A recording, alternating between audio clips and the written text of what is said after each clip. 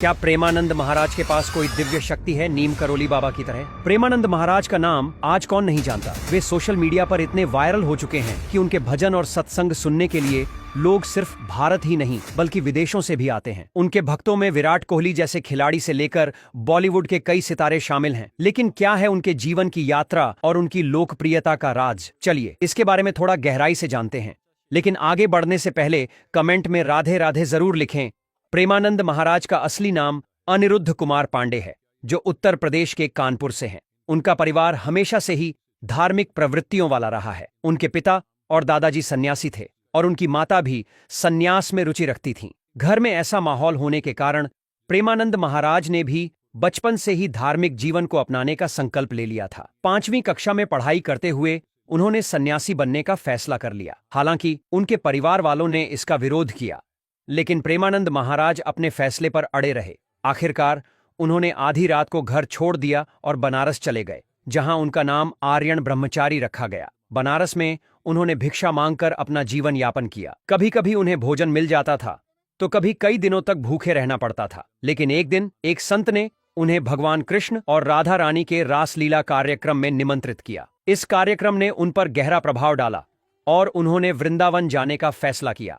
वृंदावन में प्रेमानंद महाराज ने राधा वल्लभ संप्रदाय में शरणागत मंत्र ले लिया और अपने गुरु की सेवा करने लगे।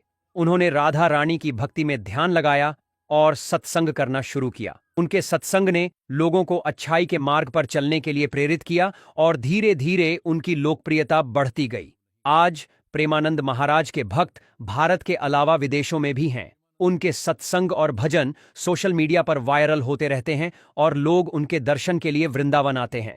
कुछ लोग उन्हें भगवान कृष्ण का अवतार मानते हैं, लेकिन प्रेमानंद महाराज खुद को केवल एक भक्त बताते हैं।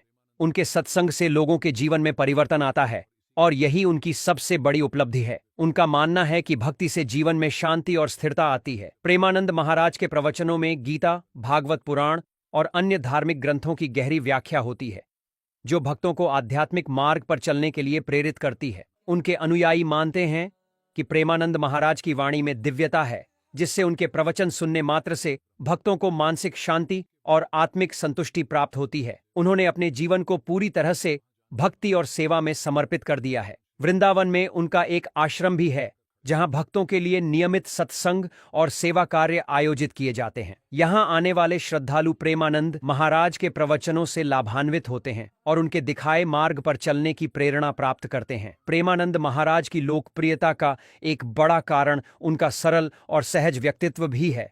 वे हमेशा सभी के प्रति प्रेम और करुणा की भावना रखते हैं। क्या आप भी प्रेमानंद महाराज को एक सच्चा संत मानते हैं?